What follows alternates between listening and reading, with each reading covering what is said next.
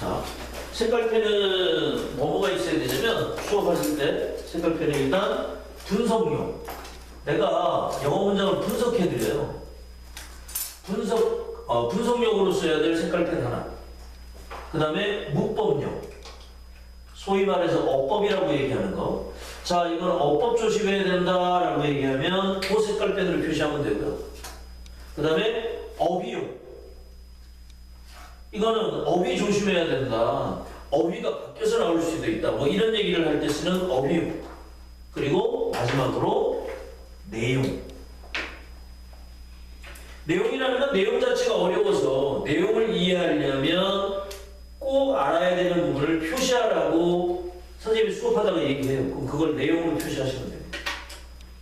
자기 나름대로 분석용, 문법이나 어휘와 내용 각각 4종류 아니면 한 2종류만 있어도 상관없고 이렇게 2개 묶어서 같은 색으로 이렇게 2개 묶어서 같은 색으로 그건 뭐 여러분들이 알아서 하시면 돼요. 되셨죠? 네. 준비해놓고 그 다음에 수업은 각각의 문항 뒷장에 보면 그 문제를 한 문장 한 문장 한 문장으로 따로 편집해놓은 데가 있어요.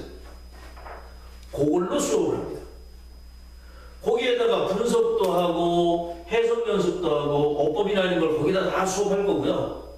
수업이 끝난 다음에는 다시 앞장으로 넘어와서 마치 처음 문제를 보듯이 문제를 처음 풀듯이 다시 한번 문제를 읽어보면서 문제 푸는 연습 그렇게 진행을 할 겁니다. 자, 그러면 지금부터 교재의 1번입니다. 교재의 1번 작년 3월 모의고사의 34번 문제고요. 보시다시피 오답률이 대단히 높습니다. 83%예요. 10명 중에 8명 이상이 틀린 거예요. 그러니까 대단히 어려웠던 문제 맞습니다. 근데 이런 문제가 시험으로 나오는 거니까 이걸 다 외우기가 어떻게 다 외웁니까? 이해하는 게 제일 좋습니다. 그러니까 방법을 배우는 게 제일 좋습니다. 자, 그거 하겠습니다. 그럼 먼저 뭐부터 하냐면 앞에 선생님이 영어 단어를 따로 정리해놨죠? 네. 따로 정리하는 이유는 뭐냐면 단어 공부도 필요하기 때문에. 그래서 먼저 단어로 갑니다. 단어에 보면 거기 번호가 붙어 있어요. 몇 번 단어, 몇 번 단어라고 번호가 붙어 있죠? 네. 34번을 찾습니다. 찾았습니까? 네. 34번 맨 앞에 나와 있는 단어가 역학이라는 단어일 거야. 자, 그러면서 우리는 뭐까지 해야 되느냐? 발음까지 연습해야 됩니다. 왜? 우리가 약한 게 뭐? 독해보다 듣기. 듣기는 소리, 소리는 발음입니다. 읽을 줄 알아야죠. 자, 역학이라는 단어부터 봅니다. 보세요. 역학이라는 단어 영어 발음이 뭡니까? Dynamic. Dynamic 이렇게 됩니다. 그리고 역학이라는 게 무슨 뜻인지 아나요? 우리나라 말 역학이 뭡니까? 역학적이다 그런 얘기 하죠. 역학적 에너지. 그래요. 역학적 에너지 뭐 그러잖아요. 그리고 다이나믹하다 이런 얘기를 우리나라 사람들이 하는 말 듣죠. 네. 실제로 우리도 자주 쓰기도 하잖아. 야, 상당히 다이나믹하다. 다이나믹하다라는 얘기가 결국 뭐 할 때 쓰는 겁니까? 다이나믹이라는 건 우리나라 말로 해석하면 이런 거예요. 역동적인을 영어로 말하면 다이나믹이라고 얘기합니다. 그럼 뭐죠? 반대로 아닐까? 역동적이라는 게 어떤 상황에서 쓰는 말인가요?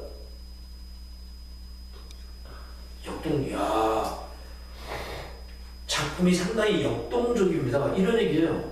미술 작품 보면서, 그림 보면서. 화려할 아니요, 화려는 아니고 역동적이잖아요. 움직임이 대단히 힘이 좋다, 힘차다 뭐 이런 얘기입니다. 움직임이 활발하고 정적인 거에 반대말이에요. 정적인 건 움직임이 없고 가만히 있는 건데 역동적인 건 움직임이 많고 활발한 걸 역동적이라고 얘기를 하는 거예요. 다이내믹, 역학이라는 뜻의 명사인데요. 우리나라 말로는 힘 정도로 이해하시면 돼요. 역동적인 건 우리나라 말의 힘, 활발하게 돌아다니고 움직이고 하는 것, 그게 역학입니다. 그 그 다음에 두 번째 나와 있는 단어 보겠습니다. 두 번째 있는 단어 극적으로라고 되어 있습니다. 그걸 뭐라고 읽습니까? 읽어보세요. 드라마티컬리. 그렇지. dramatically. 극적으로. 그 안에 dramatically라는 단어 안에 우리가 알고 있는 단어가 하나 보이죠? 드라마. 그렇죠.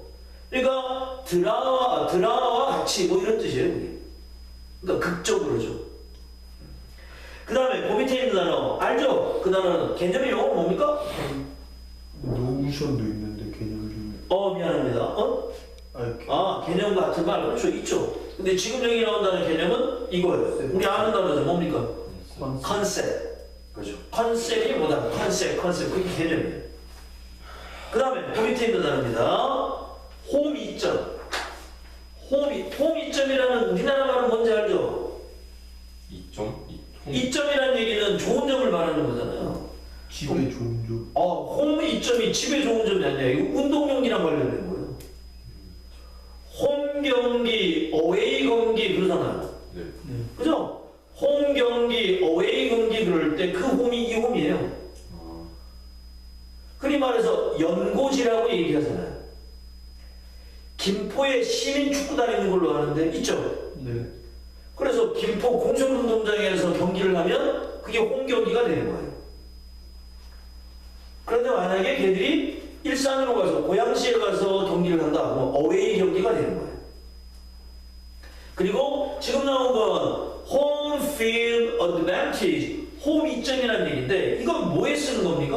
홈 이점이라는 건 홈에서 경기를 하면 그만큼 더 그렇지 유리하다, 이점이 있다 이런 얘기죠. 그 다음에 그 밑에 단어입니다. 많이 봤던 단어입니다. 뭡니까? 뭐라고 읽습니까? demand. 그쵸? 네. demand. 그런데 지금은 뜻이 뭐라고 나와 있냐면 부담이나 요구라는 뜻으로 나와 있습니다. 품사가 뭔가요, 그럼 이거? 명사. 그렇죠. demand라는 단어가 지금 나온 것처럼 부담의 뜻으로 쓰일 때, 요구로 쓰일 때는 품사가 명사인 거예요. 이거 품사도 외우셔야 돼요. 네. 왜요? 품사에 따라서 문장 속에서 역할이 다르잖아요. 품사가 명사면 주어, 목적어, 보호 역할하고 이렇게 되잖아요. 그쵸? 그러니까 품사도 외우셔야 돼요. 그리고요, 이 demand라는 단어는 스펠링이 하나도 변하지 않고 동사로도 써요. 그럼 무슨 뜻입니까? 요구하다. 부담 지우다. 쓰세요. 이런 거 써보셔야 돼요. 부담 지우다는 부담을 주는 거죠. 그렇지. 부담을 지우는 건 남에게 부담을 주는 거예요. 쓰면서 머릿속으로 암기하는 거예요. demand는 명사도 되고 동사도 된다. 그러면 문장 속에서 demand가 보이면 명사로 쓰인 건지 동사로 쓰인 건지를 판단하셔야 돼요. 우리나라 말 해석이 달라지니까. 그 다음 또 하나를 써놓습니다. demand 밑에다가 demand에다가 ing를 붙은 단어를 써놓으세요. demanding. 이러면 이 demanding이라는 단어는 힘든이라는 의미가 돼요. 힘든 또는 뭐 어려운. 왜입니까? 이게 부담을 지우는 거니까 남에게 부담을 주는 거잖아요. 그러면 쉬운 건 아니죠. 어려운 거죠. 그래서 demanding이라는 단어는 힘든이라는 뜻이나 어려운 뜻으로도 변할 수 있습니다. 아시겠죠? 한 번 더. demand는 명사도 되고 동사도 됩니다. 동사로 쓰면 요구하다나 부담을 주다, 부담 지우다. ing가 붙으면 힘든, 어려운이라는 의미의 형용사가 됩니다. 됐죠? 네. 그 다음 demand 단어 밑에 가봅니다. 자원이라는 단어 뭐라고 읽습니까? 읽어보세요. resource. 선생님이 누차 얘기하지만 내가 예상하고 있는 발음이 원어민의 발음과 똑같아야 돼요. 그래야 그 발음을 읽으면 내가 들리는 거야. 단어 외울 때 발음하지 않으면 외우면 발음을 하지 않잖아요. 듣기 평가를 하나도 못하는 거예요. 소리를 자꾸 내면서 읽으면서 외우세요. resource 자원이고요. 그 다음에 상황이라는 단어가 있네요. 뭐라고 있습니까? 읽어보세요. circumstance. 그렇지. circumstance. circumstance고요. 그 다음에 역할을 하다라고 하는 건 수고로 돼 있죠. 뭡니까? play a role. 그죠? play a role. 역할을 하다. 거기에 ROL이라는 단어 있죠? 그게 역할이에요. 리그 오브 레전드 말고요. 어? 롤 그 롤이 아니라고 이건 롤 ROL이는 역할이에요. 그래서 play a role 그러면 어떤 역할을 하다. 이런 수고는 한 방에 덩어리로 같이 외우셔야 되고요. 그 다음에 제공하다라는 영어 단어는 읽으면 아는 단어죠. 자주 보는 단어니까 뭐라고 있습니까? provide 그렇게 되고요. 그리고 그 옆에다가 provide 옆에다가요 써놓으세요. 뭐를? 명사형을. provide의 명사형을 써놓습니다. 이렇게. 이게 명사형이에요. 단어 외울 때 동사형, 명사형, 형용사형이 있으면 같이 외우는 게 참 편해요. 뭐라고 읽을까? provision. 제공이에요 뜻이. 그렇죠. 제공이죠. 공급, 제공, 명사니까. provision 이렇게 됩니다. 그리고 단어 외울 때 요거도 좀 신경 써보세요. 단어 외울 때 강세도 좀 신경 써보세요. 강세라는 게 영어 단어 읽을 때 강하게 읽어야 되는 부분이 강세거든요. 네. 강세를 줘가면서 읽으면 그나마 재미없는 영어가 조금 재밌어져요. 왜? 내가 외국인처럼 느껴질 때가 있거든요. 어디서? 화장실에서 혼자 중얼거릴 때. 울리니까 내가 진짜 외국인처럼 발음도 좋은 것처럼 막 느껴진다고. 네? provision 이렇게. 그저 발음교 있잖아, 발음교. 그저 발음교를 보면 사전에 발음교를 보면 이렇게 위에 콕 집어넣는 데가 있어요. 이게 강세예요. 거기 강하게 읽으라는 얘기예요. 이거 연습 한번 해봐요, 그러면. 이거 뭔지 알죠? 모나리자. 그래. 여기 강하게 읽으면 뭐라고 읽습니까? 모나리. 아니죠. 모나리자. 모나리자가 되죠. 모나리자. 여기 강하게 읽으면? 모나리자. 아니 여기 말고 여기를 강하게 읽으면 모나리자 이렇게 되겠죠? 모나리자. 모나리자. 그 다음에 여기 강하게 읽으면? 모나리자. 그렇지. 모나리자. 그 다음에 마지막 여기를 강하게 읽으면? 모나리자. 그렇지. 모나리자. 그렇게 되는 거예요. 그러니까 강세 연습을 해보는 거예요. 모나리자. 이렇게. 여기도 provision이니까 여기를 강하게 읽는 거예요. 그렇게 읽으면 조금이라도 영어 단어 외우는 게 조금 덜 지루하죠. 강세도 같이 provide의 명사형 provision이었습니다. 그 다음 그 밑으로 내려갑니다. 연구원 뭐라고 읽습니까? researcher. 그렇죠. researcher. ER 붙여서 산학이 됐습니다. 그러면 research 연구하다지. 그렇지. 연구하다. 동사에 ER이 붙으면 하는 사람. 그 다음 지적하다 뭐라고 했습니까? 포인트. 그렇죠. point out. 그리고 읽을 때 이런 것도 연습하세요. 두 단어 정도는 따로따로 읽지 마시고 같이 읽어보는 거예요. 포인트 아웃. 그렇지. 그걸 뭐라 그래요? 연음이라 그러는 거예요. 그러니까 외국 애들이 읽을 때는 포인트 아웃이 아니라 붙여서 뭐라고 그러고요? 포인트 아웃처럼 들려요. 포인트 아웃 이렇게. 그러니까 내가 예상하고 있는 발음이 안 나온다니까. 그러니까 그렇게 읽어줘야 예상하고 있는 발음이 나오는 거예요. 연음. 되도록이면 두 단어 이상은 좀 붙여서 읽는 연습. 이런 것도 마찬가지죠. 뭐라고 읽어요? in front of. 그쵸? in front of인데 한 방에 읽으면 in front of 이렇게 읽어요. 여기는 T자가 거의 소리가 안 나요. in front of 이렇게 읽지. 그죠? 그러니까 그렇게 읽으면서 소리를 내서 읽으면 단어 외우는 것도 또 덜 지루하고요. 그 다음에 머릿속에 더 잘 들어가요. 듣기 평가도 도움이 많이 됩니다. 그 다음 경쟁력 있는 얘기는 competition이라는 단어 읽어보세요. 그 단어는 발음 참 조심해야 됩니다. 컴패티 읽어봐. 니들이 생각나는 대로 한번 읽어보세요. competitive 이렇게 읽을 것 같죠? 컴패티 네, 그렇게 안 나와요. comparative 이렇게 나와요. 오? 발음이 comparative 이렇게 나온다고. 컴패터인데 원래 컴패터인데 T자 발음이 이 T자 발음이 우리나라 T급 발음으로 나는 게 아니고 리을 발음으로 날 때가 있어요. 리을 발음으로. 이거 뭐라고 그러십니까?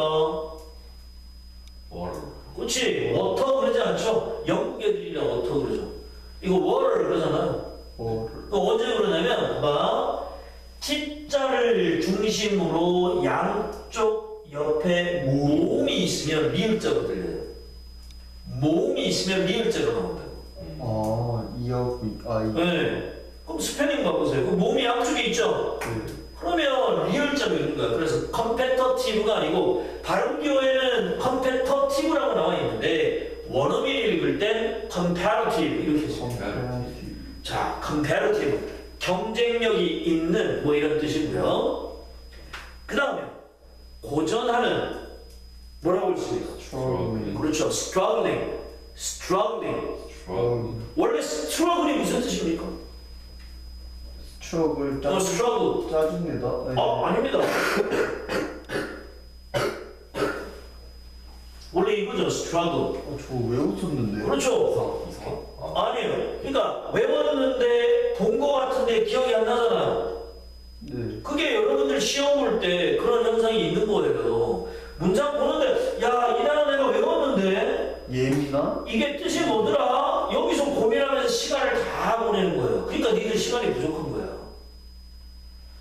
문장 해석하고 이해하는데도 시간이 모자랄 판에 우리는 영어 단어를 보고 이 뜻이 뭐더라? 뜻을 고민하고 있잖아. 그러니까 시간이 모자라지. 그 단어 외워야 된다니까. 이게 원래 뜻이 싸우다예요. 싸우다. 싸우다. fight. 싸우다. 싸우면 쉬운 걸 가지고 싸우겠습니까? 어려운 거. 그렇지. 그래서 struggling 무슨 뜻이 된대요? 고전하는. 고전이 뭔지를 알죠? 어렵다는 얘기예요. 어려운 네. 싸움이라고. 그렇지. 어려운 싸움이라는 얘기고 경기에 고전하고 있습니다. 경기가 힘들다는 얘기인 거잖아요. 그러니까 이런 거야. 봐봐. 우리나라 말에 고전하는 이라고 되어 있어요. 그러면 이 고전이라고 하는 말이 경기가 힘들다는 얘기구나. 경기가 어렵다라는 얘기도 될 수 있겠다. 그지? 네. 그런 의미잖아. 또 힘들고 어렵다는 얘기는 경기가 쉽지 않다는 얘기구나. 같은 말이지 이거. 또 쉽지 않다는 얘기는 이기기 힘들다는 얘기구나. 이거 다 같은 말 아니냐 이거? 다 같은 말인데 고전하는이라고 표현할 수도 있고 힘들다, 어렵다, 쉽지 않다, 이기기 힘들다라고 표현할 수 있는 거잖아. 같은 의미지만 표현하는 방법은 여러 개가 있죠. 네. 그죠? 그래. 영어 잘한다는 건 그걸 빨리 판단하는 거예요. struggling, 싸우다에서 나온 힘든 고전하는 이었습니다. 그 다음, 줄이다라고 하는 단어 뭐라고 했습니까? reduce.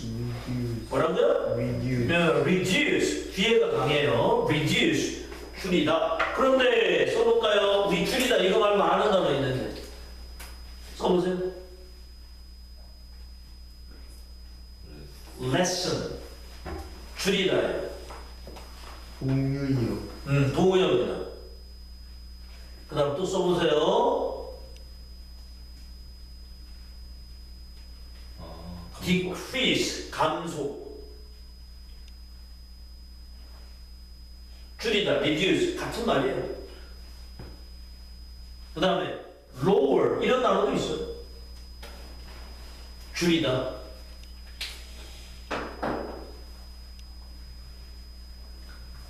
자, 선생님이 이렇게 동의어를 왜 써주냐면 학교 선생님이 본문에는 reduce로 나왔는데 시험 문제 낼 때 이렇게 바꿔요, 단어를.